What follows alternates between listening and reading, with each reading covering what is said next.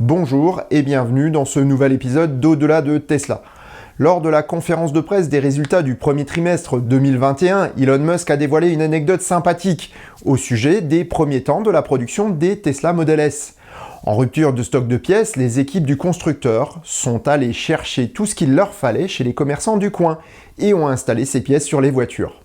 Aussi étonnant que cela puisse paraître, cela serait impossible chez tout autre constructeur au monde, et je vous propose de découvrir pourquoi.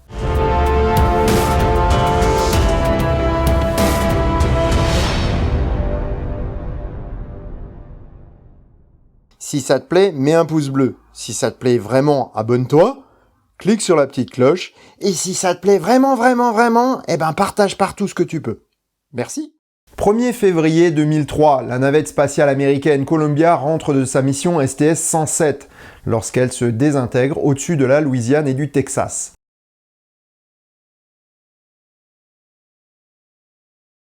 On peut imaginer la toute petite équipe texane de SpaceX lever les yeux au ciel et réaliser à quel point leur travail sera important pour préserver la vie de ceux qui voyageront à bord de leur vaisseau. La navette de la NASA était pourtant conçue avec toutes les sécurités nécessaires et des pièces spécialement adaptées achetées à prix d'or. Cela n'a pourtant pas évité la collision d'un bout d'isolant en mousse avec une des tuiles de protection thermique de la navette, causant un trou dans le bord d'attaque de l'aile, cause de la destruction du vaisseau et de la perte de son équipage. Aussi bien conçue qu'elle puisse l'être, la navette Columbia a été détruite par un coup du sort qui doit plus aux probabilités mathématiques qu'au sérieux de sa construction. Ok, c'est bien beau tout ça, mais en quoi cela concerne le sujet du jour ? Eh bien, les probabilités mathématiques ont toute leur place dans cette histoire, et voici pourquoi. La navette spatiale américaine est un engin formidable, conçu dans les années 1970, rien n'était trop beau ni trop cher pour elle, puisqu'elle devait être réutilisable pendant des décennies. Ses concepteurs ont mis les petits plats dans les grands pour être absolument certains de ne pas rencontrer d'avarie. Ces 5 ordinateurs redondants, c'est-à-dire qu'ils faisaient la même chose pour garantir les erreurs et les pannes, sont répartis dans 1753 boîtes noires et contrôlent 200 paramètres de la navette. Ces ordinateurs ont été 100% conçus pour la navette spatiale. Et leur coût est à la hauteur de leur performance et de leur fiabilité. Chaque élément est produit à la main avec toutes les précautions pour avoir une machine parfaite. Pourtant, à la fin des années 80, le moindre Amiga 500 ou Atari 520 ST ridiculisait les performances de ces ordinateurs. Qu'à cela ne tienne, la NASA décide d'améliorer ses navettes avec des affichages numériques nécessitant des processeurs plus puissants. IBM installe alors des processeurs Intel 286 issus de PC du commerce pour réaliser les affichages. En fait, pas tout à fait. Ces processeurs ne sont pas du tout les mêmes que ceux qu'on trouve dans le commerce, mais leur équivalent prototype. Fabriqué à l'unité, chaque processeur est minutieusement contrôlé en laboratoire pour garantir sa fiabilité, et il en allait de même pour chaque élément. Lorsqu'est venu le temps de la Station Spatiale Internationale, l'ISS, le même processus a été utilisé, mais avec des puces plus puissantes. Les 80-386 d'Intel. Pourtant, à cette époque, les 486 et Pentium étaient déjà dans les cartons. Le fabricant de microprocesseurs les a proposés à la NASA. Proposition pourtant rejetée en raison de probabilités mathématiques. En effet, plus une puce est petite, plus ses composants sont petits et proches. Comme l'ISS se trouve à l'extérieur de l'atmosphère, elle est soumise à plus de radiation ionisante que sur Terre. On dit qu'une radiation est ionisante lorsqu'elle est assez énergétique pour arracher un électron à l'atome qu'il traverse. On peut imaginer que ce n'est pas souhaitable dans un transistor de microprocesseur en plein calcul. Les processeurs étaient si denses que la NASA a rejeté leur utilisation en raison de probabilités trop importantes d'erreurs liées au bombardement de particules ionisantes. Pour avoir des ordinateurs plus puissants, il fallait les protéger des radiations. Ce que feront d'autres fabricants plus tard. On a ici parlé d'ordinateurs, mais ceci est vrai pour chaque élément de la navette Columbia, et cela n'a pas empêché l'accident. Si l'erreur humaine reste toujours le point faible des procédures de sécurité, on pourrait se poser la question si la foi en une machine trop parfaite n'a pas émoussé la vigilance de ceux qui devaient l'assurer. C'est probablement ce qui s'est passé pour Columbia et qui risque toujours d'arriver lorsqu'on a trop confiance dans ce que l'on fait. Il existe une autre approche en termes de sécurité en vogue dans les agences spatiales. On essaie et on verra bien. C'est l'approche qu'avait adoptée le bloc soviétique avec ses programmes spatiaux. Ils faisaient de leur mieux pour envisager le pire, mais sans chercher la perfection. Leur matériel est tout aussi rustique que celui de la NASA, mais en moins cher.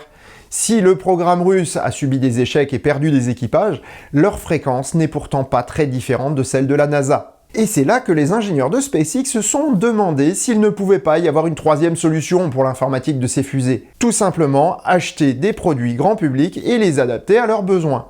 Je vois pourtant mal Elon Musk faire accepter à la NASA de faire voler des hommes à bord d'un vaisseau dont les ordinateurs sont conçus avec de telles pièces. Et pourtant, c'est ce qu'il a réussi à faire. Mais comment ? En premier lieu, SpaceX définit ses besoins et choisit les composants qui peuvent faire l'affaire. Ensuite, ils font un prototype et valident le design. Un tel ordinateur vaut le prix d'un PC assemblé à partir de pièces détachées comme celui sur lequel vous regardez peut-être cette vidéo. Il est simplement plus blindé contre les rayonnements ionisants. Reste à garantir son bon fonctionnement. On a tous eu l'une ou l'autre panne sur nos ordinateurs, parfois même peu de temps après l'avoir acheté. Peu importe. Il y a la garantie et la pièce sera bien vite changée. Par contre, lorsque la carte qui grille contrôle la qualité de l'air que vous respirez ou toute autre fonction vitale, on n'a plus tout à fait la même approche. SpaceX a donc mis au point des bancs de contrôle automatisés pour tester chaque carte électronique utilisée dans ses fusées. En achetant plusieurs dizaines de cartes de chaque modèle, SpaceX les teste et choisit celles qui offrent le meilleur score de sécurité et les installe. La probabilité de problème est certes un petit peu supérieure à celle des pièces faites sur mesure, mais bien plus faible que la probabilité d'une erreur humaine. En ce qui concerne le coût par contre, ce n'est pas du tout le même voyage. En cas de doute, remplacer un ordinateur du nouveau lanceur SLS de la NASA serait ruineux et marquerait la fin du programme. Dans le cas d'une fusée Falcon 9 par contre, à part le temps nécessaire à l'opération, le prix des éléments est dérisoire. Et un remplacement préventif sera toujours privilégié. Autre avantage, SpaceX peut lancer une production en série, sans pour autant gréver son budget recherche et améliorer l'informatique de ses fusées au fur et à mesure de l'évolution et de son expérience. Chose impossible pour les programmes de la NASA. Hardware, rétrofit, mise à jour, ça vous rappelle rien ? Lors de la création de la Tesla Model S, c'est SpaceX qui a hébergé le centre de recherche et développement du constructeur automobile. De là à imaginer des échanges intellectuels entre les équipes, il n'y a qu'un pas. Dès le début de son existence, Tesla a également utilisé la technique de l'achat de produits grand public pour construire son Roadster. Les batteries étaient des cellules destinées aux ordinateurs portables et cela dispensait Tesla de dépenser de l'argent pour construire un système dédié. Il en a été de même pour le MCU, ou ordinateur d'infotainment des premières modèles S. Si l'immense écran tactile de 17 pouces était unique dans le monde de l'automobile, il existait déjà pour d'autres usages, comme certaines bornes de distribution automatique ou d'autres usages publics. Moins cher que de développer sa propre pièce, Tesla a parié que cette dalle existante ferait l'affaire dans sa voiture. Et en effet, malgré quelques soucis de jaunissement des bords, tout a été selon les plans de Tesla. Il en a été de même pour énormément de composants. L'utilisation de pièces standards comme les cordons USB a permis aux équipes de Tesla de s'approvisionner chez les commerçants californiens lorsque ces fournisseurs étaient en rupture. Lorsque l'on regarde le compartiment avant d'une Model S sans les plastiques de protection, on peut être étonné de la présence d'un tube carré en aluminium qui semble tout droit sorti du Castor-Merlin du coin. On ne retrouverait pas une telle pièce dans une autre marque de voiture. Et pourtant, elle a tout son sens. Présente principalement pour soutenir la batterie, cette barre ne pourrait pas être plus fonctionnelle que sous cette forme basique. Un autre constructeur aurait mis une pièce élaborée, plus comme un faire-valoir que pour de réelles raisons techniques, et aurait fait payer cher ses clients pour cela. Toute cette architecture a également un autre avantage, le rétrofit. Si vous avez une Tesla, elle est non seulement mise à jour au niveau logiciel, mais vous pouvez également la faire évoluer au niveau matériel. Si je voulais le FSD, ma voiture en l'état ne le permettrait pas. Par contre, avec le passage au hardware 3 et au MCU2 qui sont tous deux possibles, j'aurai une auto aussi moderne que les dernières Model S sorties de l'usine fin 2020. L'exemple de la prise CCS est également une illustration parfaite du rétrofit de nouvelles technologies dans les anciennes voitures. Aujourd'hui, ma voiture recharge en combo CCS, ce qu'elle ne pouvait pas faire lorsqu'elle est sortie de l'usine en 2017. On peut trouver des dizaines d'exemples similaires dans la conception des Tesla et des vaisseaux de SpaceX, avec le succès qu'on leur connaît. Entre 2003 et aujourd'hui, les choses ont toutefois bien changé, que ce soit pour SpaceX ou Tesla. De nos jours, la production en grande série a pris le pas, et de plus en plus d'éléments sont spécifiquement conçus pour les Tesla ou les fusées SpaceX. Pourtant, aucune des deux entreprises n'abandonne le concept de base qui a fait leur succès. Elles contrôlent les technologies clés, produisent en interne autant de composants que possible et achètent toujours des composants standards faciles à trouver. Ils vont même jusqu'à faire leur marché ensemble pour trouver les éléments qui peuvent convenir aux deux. On voit ainsi les batteries Tesla sur les fusées de SpaceX, mais également les ordinateurs autopilotes emmener des hommes vers la Station spatiale internationale. Cette philosophie ne s'arrête toutefois pas à l'informatique des fusées ou des voitures. La grande série a également des avantages lorsque l'on parle d'industrie lourde, avec entre autres la robotisation et les matériaux. Les Starship vont devoir être produits en série. Qu'à cela ne tienne, autant utiliser l'expérience de Tesla dans la maîtrise des robots.